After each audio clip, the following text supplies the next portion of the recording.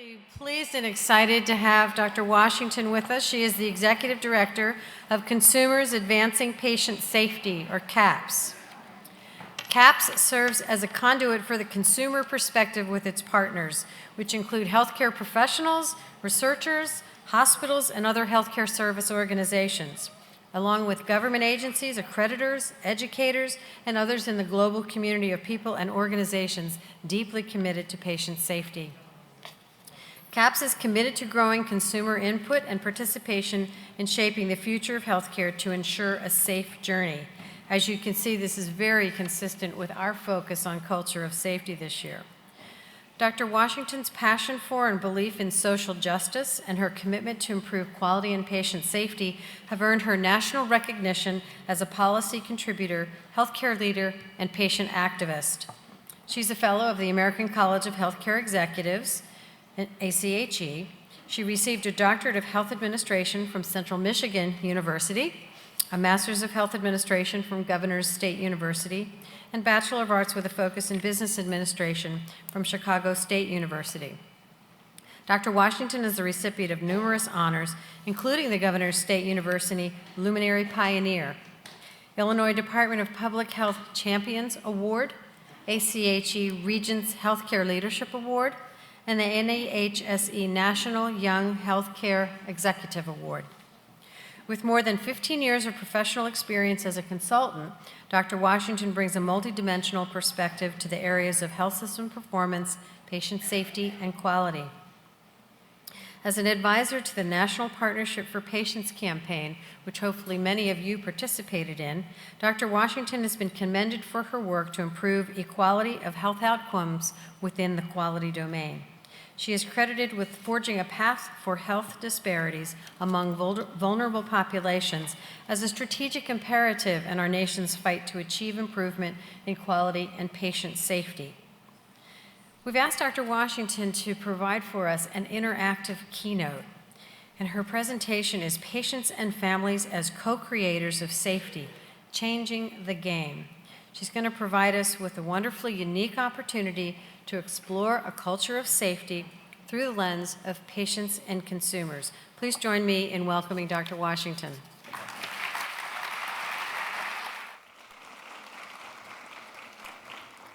Thank you so much for having me.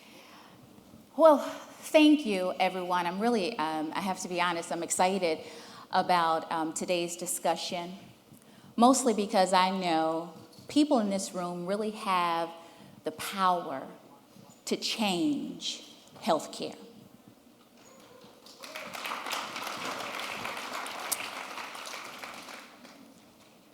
I want to share with you just a few things. I want to bring some context to today's discussion.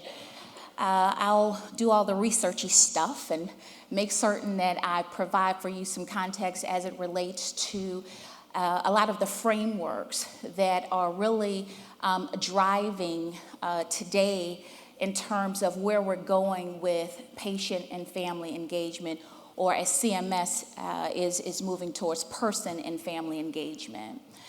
And so we'll explore a little bit of that, but we're also going to talk about how that's really impacting care models and how we are integrating patients and their caregivers into this process.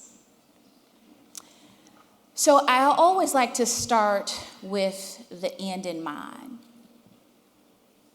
And I realize that in doing so, I'm talking to a group of clinicians, and as you heard in my earlier bio, I too have worked in healthcare. I grew up in healthcare, trained and worked as an administrator, worked as a consultant for a number of years. But this picture here is a picture of my dad.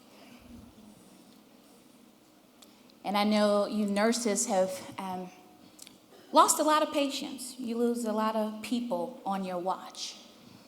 And as an administrator, I can tell you that I've seen the numbers in terms of the reports, read the journals, but this one here is my dad.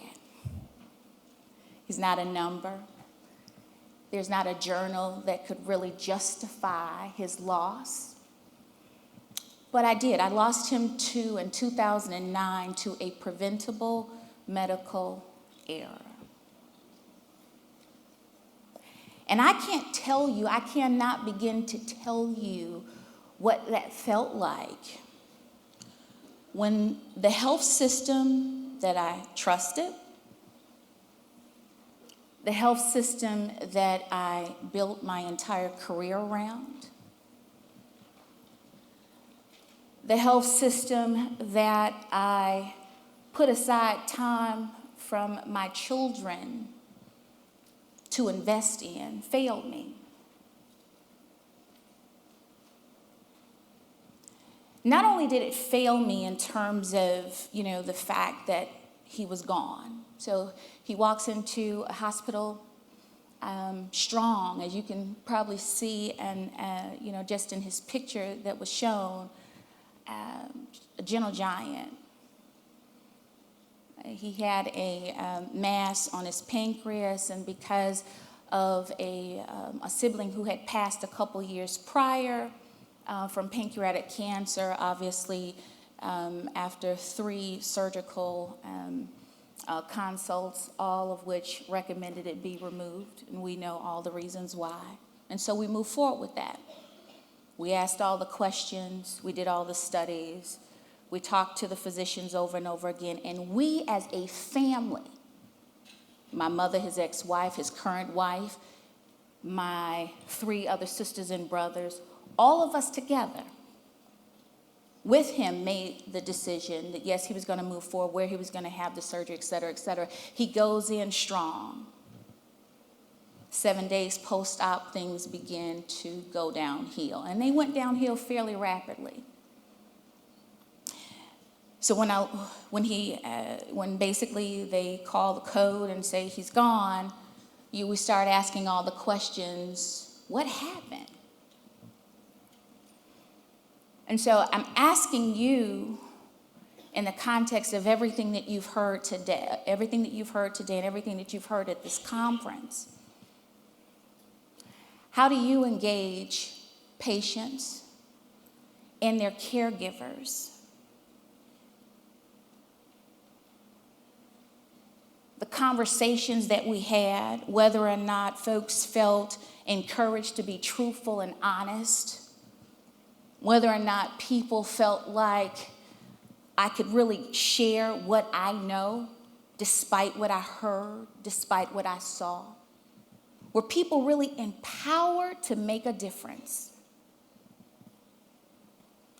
So they went on and they told us, they said, we apologize, Dr. Washington, your dad has passed as a result of a heart attack. I said, I couldn't sleep.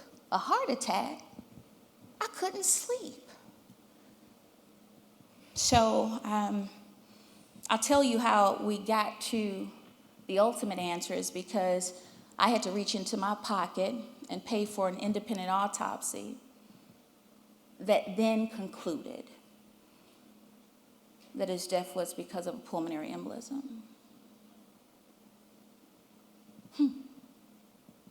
Now, I'll tell you this.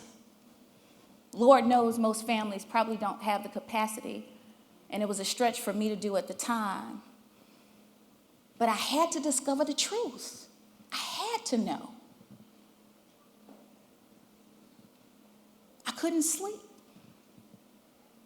And even as I went and called, several meetings with the administrators, the clinicians that were involved in his case, to further do discovery, I asked them and allowed them an opportunity to go to MedExec, do all the things you're going to do, and then let's have a conversation.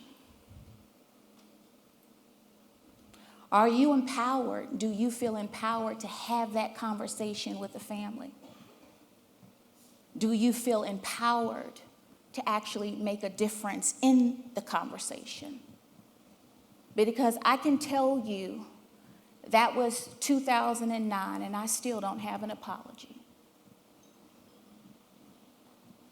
That was 2009, and there are still conflicts between what the physician said and what the nurse said. So I moved my life on, and to God be the glory. I believe that every time I have an opportunity to speak, heaven rumbles, because telling his story is not only sharing his truth, but it's also sharing the truths about our health system. And it's providing people like you an opportunity to open your eyes in a different context. Because see, I was that health administrator. I was the one pushing the paper. I was the one behind this. I was the one in the emergency department helping to do all the throughput stuff. That was me. But this incident really gave me that sense of urgency that we need to change. So when we think about change, what are the things that we really need to do? Number one, we really need to find that place of motivation that is not in all these external factors like CMS and some of the books that we're told to read, but we need to dig deep and innate into our own character and look into all of the reasons why you even chose this as a profession. You need to be motivated by self. We really need to build better trust. And I recognize that, time is certainly a limitation in all of the work that we do, but trust is key. And if we don't take the time to build trust through the empowerment of our staff, not the controlling of our staff and telling them what to do and how to do, but leading our staff to the places that they need to go through their own discovery so that we learn together.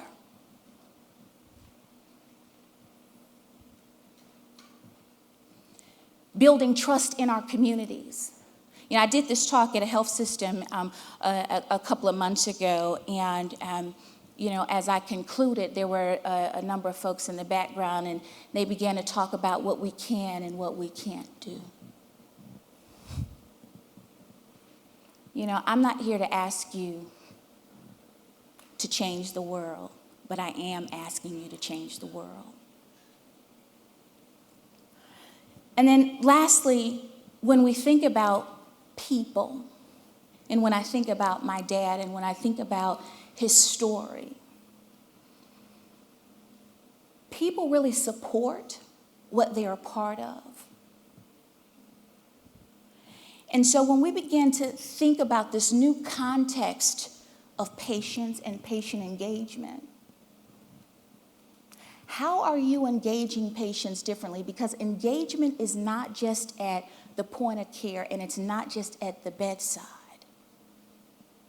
Engagement actually occurs throughout the entire continuum of healthcare.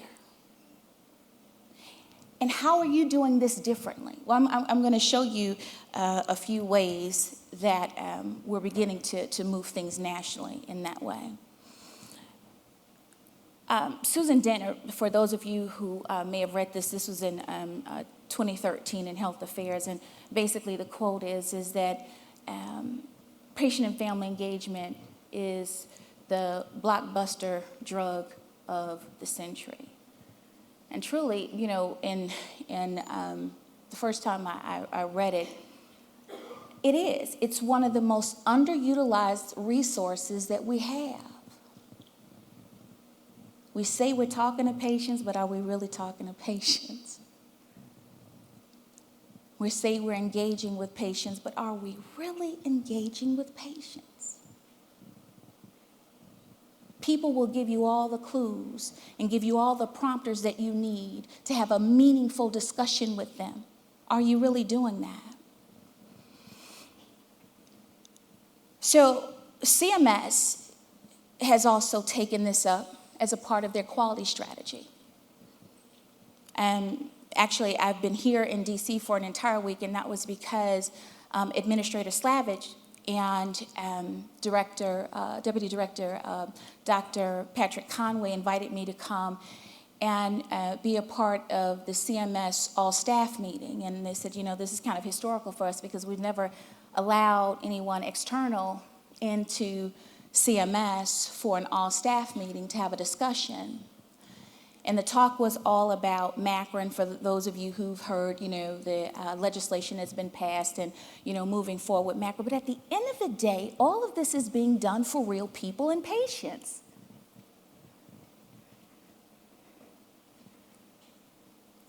That we're really working not just to improve our health system because the inflation and the costs, and certainly that hits the pocket of everybody in this room. But we're also doing it to improve the quality of outcomes for people, and that's all people. And so this is a part of CMS's quality strategy. Some of the emerging work that's going on right now is that, in my earlier statement about how are you engaging patients, patients are not just, like I said, at the point of care. And as you can see here in this slide, patients are actually being used as part of redesign in health systems. So let me ask you the question, nurse leaders. How many of you are involving authentic patients, real people that are coming through your health system on a daily basis to redesign the way we do business? And then certainly patients are also being asked to weigh in on policy perspectives and processes. Clinicians today are really being challenged to look beyond engagement just at the point of care, because that's what we're comfortable with. That's what we believe works. But the reality of it is if we're going to change a system, then why aren't we partnering with the people that access that system every day in order to drive change? You see, we think we know. And I'm certainly one of my family will tell you, I think I'm a know-it-all. But we do, we think we know. But even when I think about my dad and his transition, as much as I know about health systems and how to navigate them and who to call and all of these things, what's the root cause, and all these things I know because I live in the system. I have to be real with you. All of those things were irrelevant at that time. They meant absolutely nothing. And so think about how we are engaging in these partnerships with people that are accessing our system to help them trust our system more.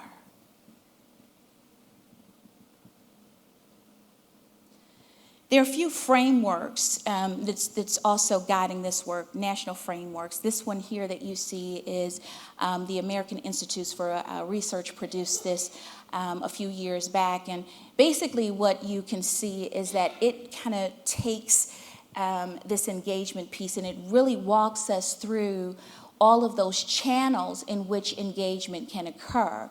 So direct care, organizational design and governance, as I spoke of earlier, and policy making. So those are kind of the fundamental channels, if you will, that engagement could potentially occur. And then there are stages of engagement as well. Because again, we get kind of superficial with the work that we do, to be quite frank with you. Oh, I asked her the question and she answered. That's not engagement. That's not engagement. I'm talking about meaningful discussion that now takes us out of the context of just an answer to now actually changing the parameters of the way the discussion goes and the way and then taking that and translating it back into the way we do business.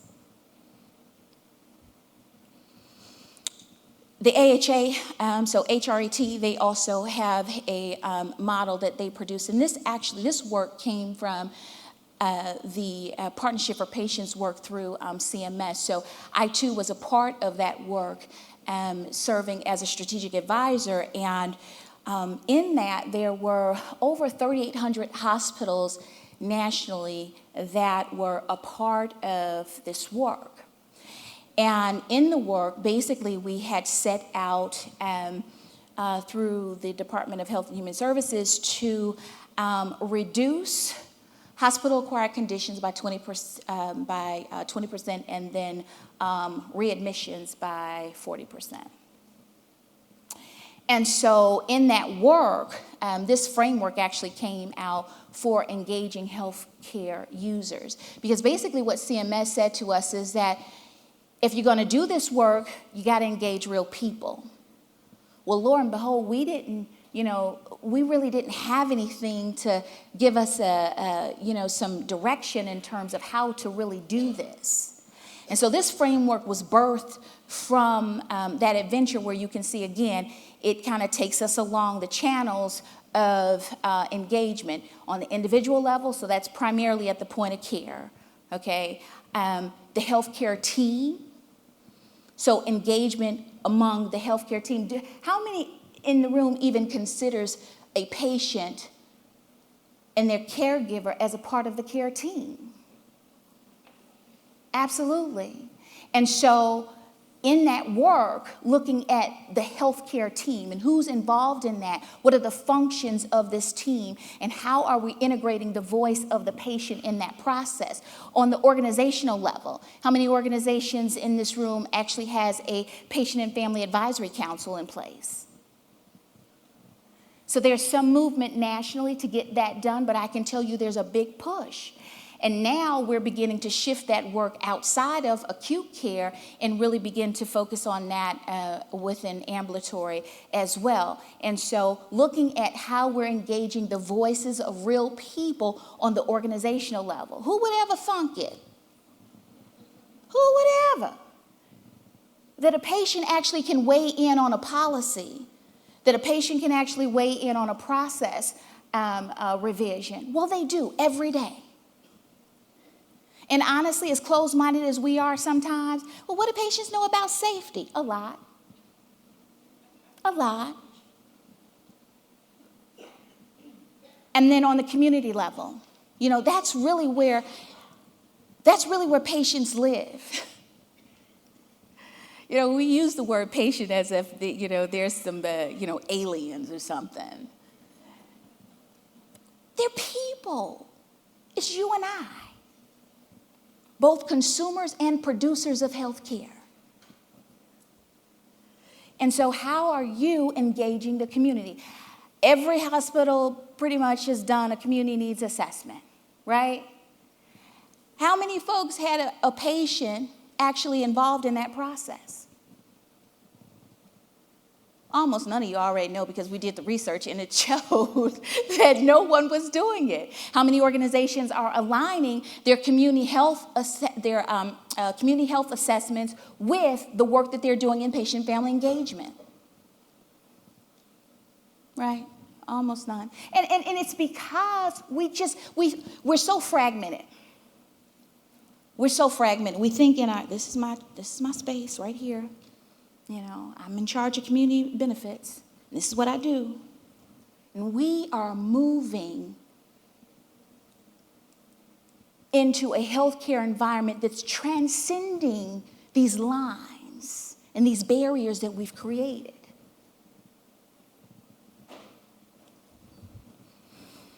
So what are some of the things, just kind of in summary from this work, that I think you should, consider? Certainly, it's the health service delivery design. So reconsider how we're designing our health systems and involving the patients in that process. I'll tell you one of the other reasons why I stood up and then stood up on a national front as it relates to safety is because some of the first meetings that they called me to,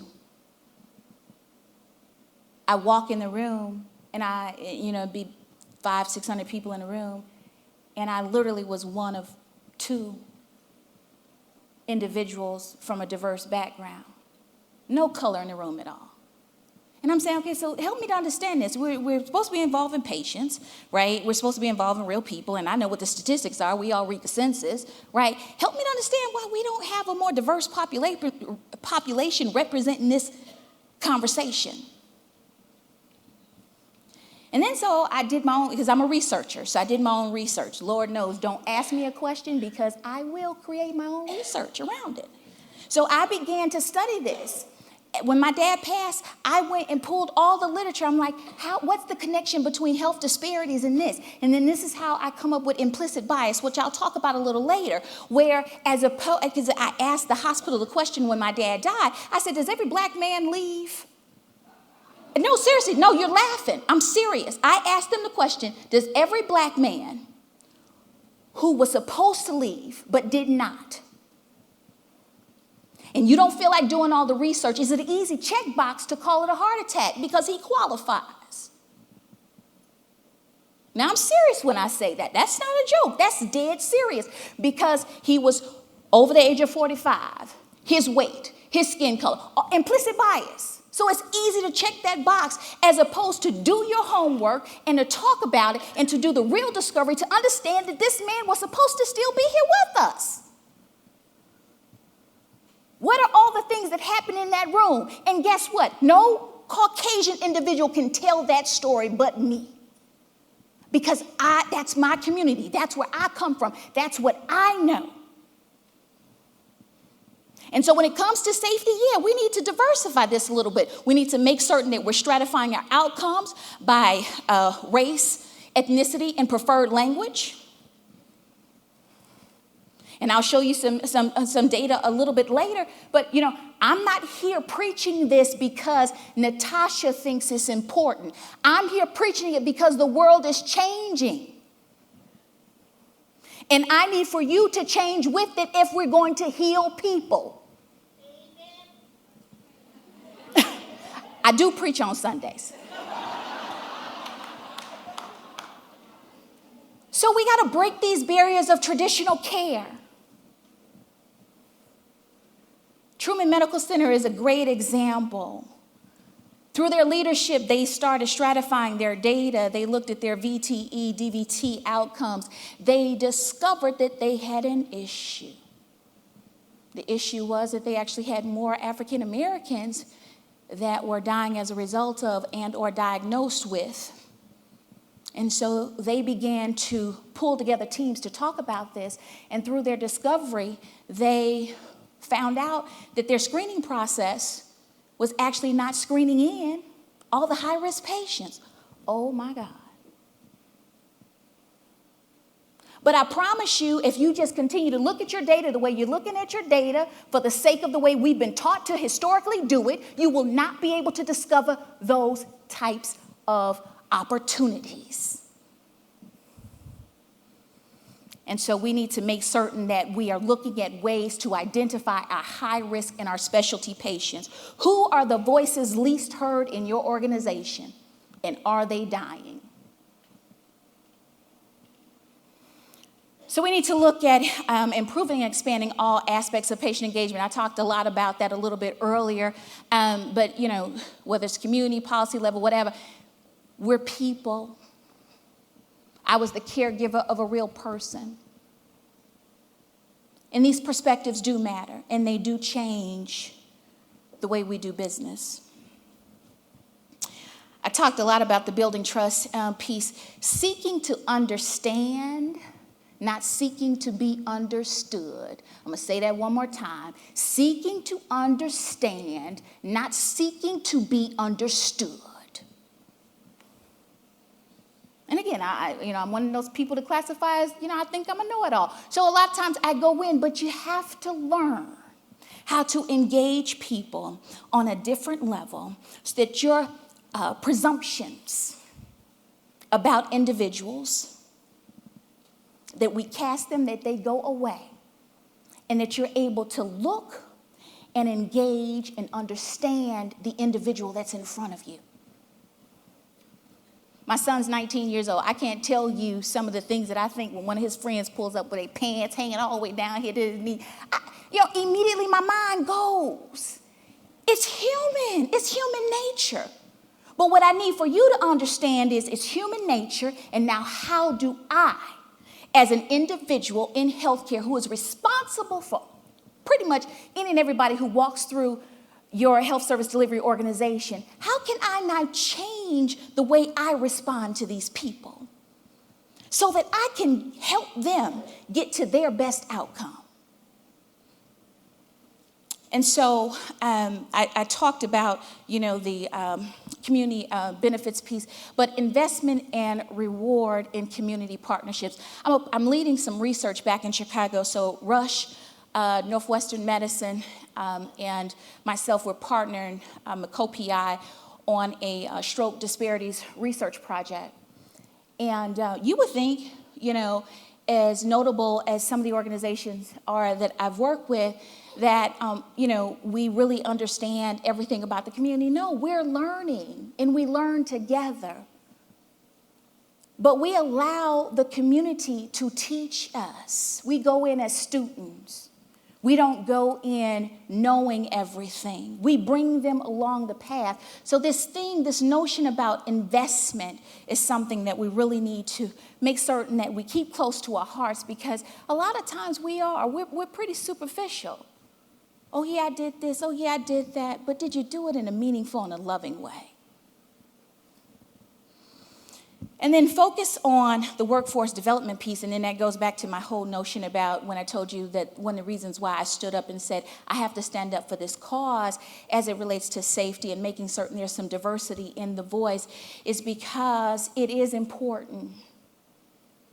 I was doing a strategic plan in a hospital back in Chicago a few years back, and I remember walking down the hallway, and there were two nurses that were speaking in their native language off to the side in the hospital, and there was a family who was sitting there looking terrified and scared. And I wondered, was I the only person that noticed that as I was walking through the corridor? But am I the only person that noticed that? Or have we become so comfortable in our own environments that we don't even recognize or understand what's going on around us? And so we need to think through some of these things, because you all here in this room truly do have the power to change healthcare, period. And so think about, your overall workforce diversity. Think about how you're aligning with your community, how you're pulling individuals through the community back into our institutions to be a part and a meaningful part of our institutions. Think about how we're investing in our communities and really working to serve them. All right, so I just want to talk really quickly about some of the initiatives that this work has been embedded in, because I'm just not here preaching because these are things I believe in. I'm here telling you what's going on outside and what's being embedded in some of these federal initiatives. So there's Partnership for Patients. I talked a little bit about that earlier. Then there's the AHRQ is doing some work, and then TCPI is one that just recently started that I want to share a couple of notes with you about. So safety across the board. Anybody in the room heard of safety across the board? Okay, that's scary. So safety across the board came out of the CMS's work with the hospital engagement networks. So through the Partnership for Patients, remember I told you about the goals of the organization. Basically, these 3,800 hospitals came together and they said, you know what? We can't just work on CAUTI. We can't just work on CLAPSI. We can't just work on falls, because we tend to isolate and we tend to work. And we can only do 3 initiatives this year. Well, we can only do 2 this year. They said, no, you know what? If we're really going to heal the world, we need to do it all. We need to figure out a systematic way to do it. Safety across the board is that. So I didn't invent it. The hospitals came and said, this is what we want to do, 3,800 of them. Okay, and in that work, basically, ultimately, equity was embedded, and patient-family engagement was embedded as cross-cutting strategies in all the work that we did. Who would have thunk it? We're talking about safety here, but we're also saying that you have to consider health equity from a strategic standpoint. You also have to consider patient-family engagement. All right, so here are the statistics. If we can put this slide up really quick. Here's what we decided to move forward with through the partnership. So point of care policy and protocol and governance. So those 3,800 hospitals actually started tracking data. And this is how we were measuring the sophistication of their patient-family engagement in their organizations. So whether or not you're using a discharge checklist, shift change at huddles at bedside, dedicated patient engagement staff, patient advisory council, so on and so forth. So these are measures that we began tracking nationally across all of these systems to look at whether or not, how folks were actually engaging patients. TCPI, now that was in the acute care environment. So that was a federal initiative in acute care environment. Now I'm going to move you to what's going on in ambulatory. So in ambulatory care, we actually just started a very similar initiative, driving costs, improving quality. What's at the center of all this? Patient and family-centered care designs. We have there are 141,000 clinicians across the country that have, and most of them are physicians, but 141,000 of them have committed to this federal initiative. And we sat a national expert panel here in DC. We sat with them and we said, okay, well, what are some of the things that are most important? And patient and person and family engagement came up to the top. Team-based relationships, all these things. So patient-family engagement is not just the way we touch and feel our patients. It's all of this work that we do. All right, so here's what we also pulled together a national group and pulled together some patient advocates, national patient advocates, to really talk about this issue with clinicians. So the purpose of it was to kind of balance the conversation, to have both groups in the room, all stakeholders at the table talking about what's important. Here's what the patients said, or here's what that group said. Quality role, that practices quality improvement infrastructure has patient and family in a proactive policy-making and improvement role, that we have access to data, that you're just not getting good data and keeping it, or even if it's quasi-good, but what you have, you're keeping, and it's not transparent with patients. We want to be able to respond to and react to that as well. And a defining value that a practice, so ambulatory care practice, actually stands for person and family engagement. Community linkages, do you have them? That your practice proactively forms community partnerships. So how are you working within your system, or have you just kind of created a silo? That you're being inclusive, that your practice demonstrates patient and family engagement through advances in health equity and diversity. Why? Because the world is changing. Self-management. How have we enabled and empowered patients to actually care for themselves? AHRQ is also doing some federal work, and so we are part of basically a environmental scan. And here are some things that we found. Number one, we need to measure this a little bit better. All right, there's some huge opportunities there. There's limited evidence of usability and adoption, so that's another focus that we're working on. And then health equity and literacy piece, again, it's cited most often as a concern, but not always a focus in the intervention. And so here are the 4 things that AHRQ is focusing on now from an engaged standpoint. So now you got patients that are a part of this conversation saying, here's the things that we need to focus on: breakdowns in communication, medication management, diagnosis and treatment, fragmentation of environment of care. They're saying you can't solve these things alone, that we need to be in partnership working towards improving these things. And so I don't think that any of this is new to you, but certainly the source is cited there. In this self-management piece, we really need to make certain that we're understanding what the issues are and that we're focusing on these barriers so that we can eradicate them. And I'm not so certain that we always make certain that patients are the center of the work, that everything is really done around them and about them, not around and about what the system says. And so we need to think about those things, that we're working collaboratively, we're setting goals, that we're using good problem-solving skills in order to advance this along. And then this kind of speaks to what I was talking about in terms of the barriers, but, are we having so using motivational interviewing, are we having meaningful conversations to really explore some of the things that you see here?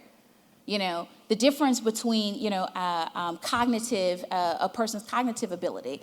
Have you done and asked all the questions as it relates to some of their social concerns? It was with the advisory council, and we started asking them, what are some of the major issues that you guys are concerned with? You know what they said? Safety of the staff and going through the hospitals because of the gun violence and issues in Chicago.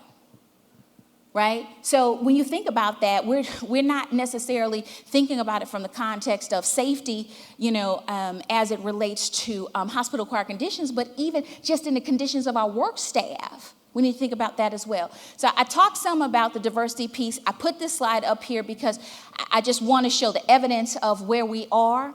We need to understand that by 2042, we will be a minority-majority country. And so in all of that, we really need to begin to explore health disparities in our work as a strategic imperative. And health disparities really relates back to any of these discriminatory actions that have happened. So, and I know I heard the talk earlier about the LGBT community. We really need to focus on that. There's a group of LGBT folks that came up and said, we feel unsafe even walking through the hospital just because of the way they felt. People are staring at me, I don't feel safe, etc. So health equity is really pushing to make certain that all people have an opportunity to achieve their highest level of health. And so in that means that we're really focusing on a strategic standpoint to eradicate these issues. When you look at me, what do you see? Right, you see my race, you see what you think of my gender, what you think of my age group, etc. But I'm here to tell you there are so many things beneath the surface, and that's what this iceberg shows. So many things beneath the surface of who I am that really actually have a lot to do with my health outcomes, my beliefs, my value systems, all those things. How are you engaging people to pull this information out? And guess what? Disparities is not just about the race thing. It's not just about the color of the skin. It's about all these other variables that impact who we are as people. And we need to take them into consideration. Just want to talk really quickly about 322 languages spoken in our country. And what do? We have our language access systems. That are available. We say, we've met the standard, we've met the class standard. No, we have to really think about how we're utilizing these systems and how it impacts the work that we do. In safety, this is some cited research that you can go back and reference later, but in this particular journal, it actually cites communication as a barrier as a safety concern. So what am I saying? Is that there were physicians and clinicians that were interviewed after the fact that a harmful event had occurred. And they were looking at diverse populations. And what they found was that there were certain attributes about this population that actually contributed to the probability of these unsafe events occurring. And so in all of that, we need to think about these things. We need to think about how we're communicating, who we're communicating with. And then determinants. It's not just about the individual, it's also about the things in the environment that drive the behaviors of the individual. So sometimes when you think about smoking cessation, we talk about it, we say, here's a pamphlet, take it and read it. But really you have to think about these drivers, the stress level, so on and so forth, things that actually perpetuate and or cause or influence it. How are you as a clinician looking at these things? And how are you now taking that and making that impactful in terms of our care plans and care delivery for individuals? Implicit bias, I talked about this as it relates to my dad, and I'll just say one more time again, we really need to be real about who we are and what we think. And we really need to work to get past what we think in order to appropriately care for people. And so I want you to think about that because there are exercises that, as a matter of fact, the Institute for Healthcare Improvement is going through this as a national practice right now. They're looking at equity as a part of its strategic imperative. And so if our populations are changing, that means we have to change in terms of how we respond to them. Implicit bias. Equity of care. So for those of you who have not seen this before, there's a national initiative that's focusing on this diversity piece, the elimination of health disparities. It's a national call to action for elimination of health disparities. It's some of the stuff that I talked about earlier, the collection of real data. It's looking at subpopulations. So looking at outcomes by subpopulations. It's population health management, basically. And how are you now doing this, and what are we learning different, and how can you now take what you learn and apply it so that we have better outcomes for all people? And then just in closing, so I have spoken a couple times with the Iowa Hospital Association, and there's Dr. Tom Evans, and he talks about this whole journey about partnering with patients. And, he talks about these stages that we've kind of, went through. Stage 1 was for them, but not with them. I think we kind of gotten past that to some degree. We started that, we're going to do all this for patients, but we're not going to do it with them. And then we started engaging them in a different way, inviting them to be in the room, to hear the conversation, to hear us talk, because we were talking heads. And then we went to the stage where we were actually using their stories to motivate and to guide us, and that's really started with the Partnership for Patients. These real stories actually started moving people and changing programs. If anyone wants to reach out to me, there's a story about an LGBT couple that changed the process at a North Carolina hospital for visitation. It was that story that inspired change. And so how are we using the stories to inspire change? Showing patients our improvement work and asking for their feedback, so allowing them to be a part of the process, and then allowing them to bring ideas to us. To use this deliberative democracy concept where we're inviting them in the room as partners in this work. With that being said, I'd like to close with this statement. My dad's story was my sense of urgency. It was that thing that caused me to really shift into gear in a way that I never thought I would. And I pray and thank God for the opportunity to be able to see healthcare from that lens, because it changed my heart and allowed me as a leader to become more comfortable with connecting my heart with my head. Because I was pretty smart, but the smartest thing that I ever did was allow myself to get real with who I was and what I knew, and to invite people into a circle that I can engage with them differently so that they can help me move along to improve things. And so the only thing that I ask you in closing is to think about that. Think about how you engage patients, and how can you engage them differently so that they're not just people, but they become your partners in improving healthcare. Thank you.